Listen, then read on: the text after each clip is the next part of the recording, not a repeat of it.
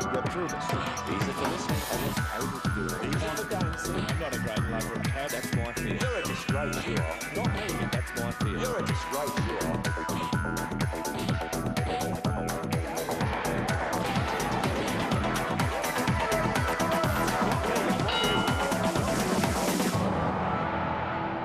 Hello and welcome to another episode of Shadowboxing. Today my guest is Dr. Mark Heinrich, who is a global expert of sustainability.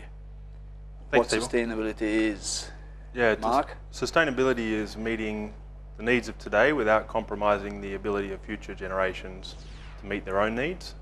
So in that there's two concepts. One is to not damage the environment as well, and the other aspect is to meet the needs of the poor into the future. So that's something which traditional people used to practice even 50, 100 years ago, the Indians and the Aboriginals. And yeah, I mean, in terms of the environment, I think we've definitely lost our sustainability credentials, or if we ever had them, as a civilization.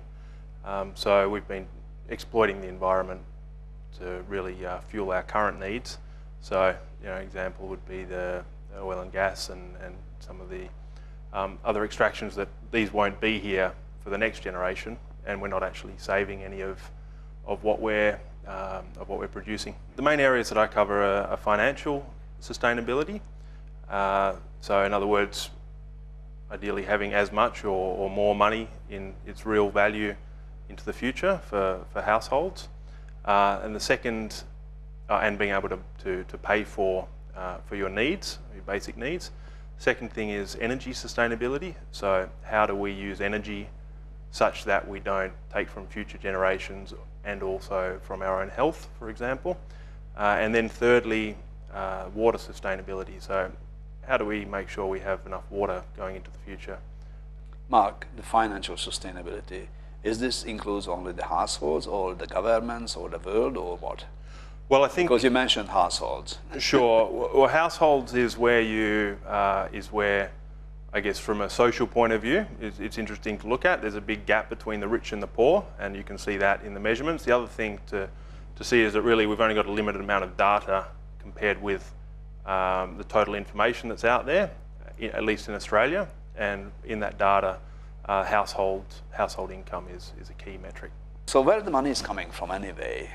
Start with the basics. Sure. Well, I think over the past, probably since the gold standard was taken off in the 1970s, a lot of the money that's in circulation is lended money. So that's from the Federal Reserve, from the Reserve Bank of Australia, effectively lending money which wasn't in existence before and now suddenly and magically appears into existence because somebody has decided that it can be lent against assets that are supposedly meant to be worth what they're told they're worth. So what is the backing of the printed lending money? Someone decides at the federal. Well, if we all decide that it's worth something, then that's the only backing it needs. So that's really the... Not the only backing it needs, the only backing it's got. That's the only backing it's got. Yeah, that's right. I don't want to be too smart, but I think that's the way to say it, probably more precise. Yeah, very true. And I think also that puts effectively governments, so supposedly taxpayers and residents on the hook for whatever is lent out at the end of the day. So the guarantee is really the assets of the lender, which is the country, or the people of the country, or which one? Definitely not the government, because the government comes and goes. We electing government sometimes, so they not have responsibility for that. At the end of the day, not the government paying back what we are borrowed. We're on the hook. We have to pay it back. Yeah. So how can we control how much money the government prints or the reserve is take care of?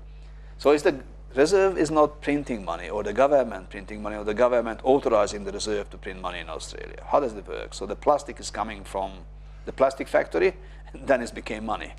Well, the Reserve Bank is lending the money to the larger institutions who are putting up collateral or their depositors' collateral, and then from that money, which is allowed to be leveraged, they're, according to the Basel rules, so I think right now it's Basel III rules, they're not allowed to take a certain amount of leverage, and they lend out more money than which they borrowed. And the banks keep that determine what the interest is, they're lending it out anyway. That's right. And sometimes they are conspiring on the interest rate, as we know, because all the decisions made in London, and they just saying, whatever you like, make a decision, and this is the interest rate, full stop. That's right. So that was the recent LIBOR scandal. Yeah. And it looks like there was a group of people within banks, or a group of banks, who were setting the interest rates at a certain level. I'm not sure if I think it was artificially low. What that was doing is effectively taking money from every single saver around the world, because basically people were getting paid a lot less for their real money, or the money they had, to have that in the bank, and then the banks could lend that out at the same rate or a higher rate. Preferably. They make bigger profits. They got caught. Now, instead of all that money going back to the people that it was taken from via these artificially low interest rates, a fine was paid to the government. who is regulating. Not put the money back to the people either. One of the issues at the moment with the low interest rates is that people who save money, yes, people who pensioners or older people who've built up their wealth over a lifetime of hard work and who've been saving money, are now earning next to no interest on that, and through that they're actually encouraged to buy shares, buy property, buy less safe assets, and therefore they don't have the same amount of money to live in, and they're encouraged to speculate. The banks borrow against their real assets, and they borrow against the depositors' assets, Yes. and then they gambling this money on the derivative markets, which has not yet been stopped. Despite of the 5 years of global financial crisis, that's just going on like a holiday, and everyone is laughing.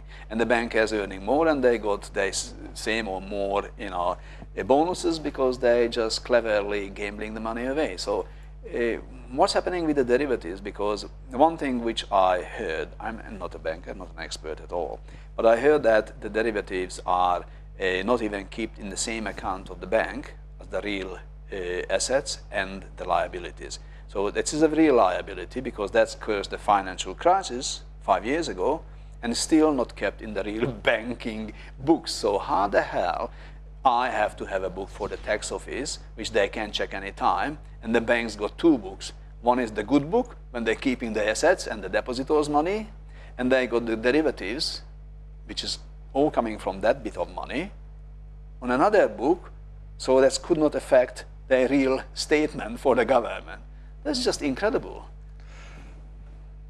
Yeah, it's incredible, and I think it's too complicated for anybody to understand, and that's probably the idea. But have I represented the basics of the whole game? Yeah, I think the basics are there. Yeah, I mean, I actually have to confess, Tibor, I'm not an expert in that area, and I don't think there are too many people who are experts. But something you touched on there was the lending, and I think the covered bonds now, which are in Australia, where money is actually being lended out, or banks are actually issuing bonds which are backed by people's savings. That's something that's new, that's happened in the last couple of years, and what that does is it puts people's savings or deposits actually at the same level as other bank creditors, so that if there was a failure, then people's deposits can be taken effectively to cover the bank's mistakes.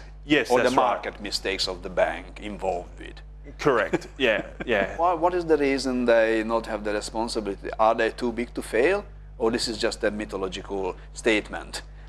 Well, if everything had failed back in 2008, I still think we would be sitting here today. There would probably be a lot. And the sun is up as well?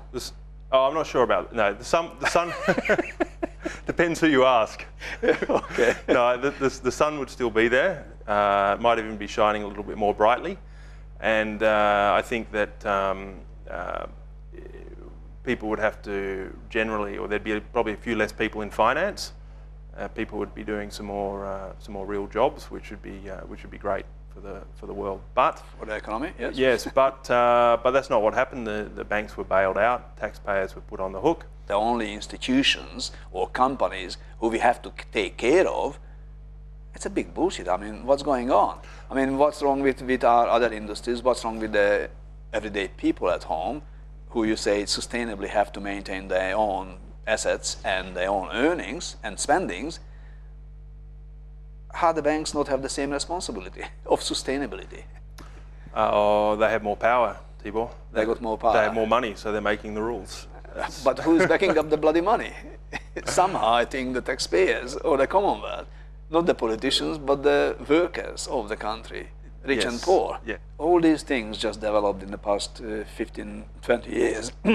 Is this any consequence of the dismissal of the GlassSteagall in the 90s?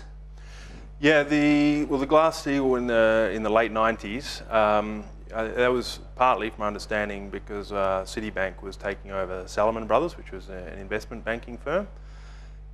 Now, the more speculation there is in the market, I think that, and the more that the banks are putting the taxpayer on the hook, or at least not being able to fail, means there'll be more and more bailing out. And what that bailing out means is that the status quo continues. The people in the more senior positions, or people getting paid more money, they'll continue to get paid more money. The people without money will get less relative to the people paying more. And then, of course, the cost of living is going up all the time, with energy prices, with water prices, which are linked now because because you have desalination. Before we used to get a lot of rainfall. Energy, yes. Before we used to get a lot of rainfall, which would fall into the dams, and then gravity would give you effectively feed your water supply. Now we're needing to burn coal, burn gas in order to produce energy, in order to drive the desalination plants, in order to give us water. So all these costs are linked, and the financial system's linked pretty heavily as well.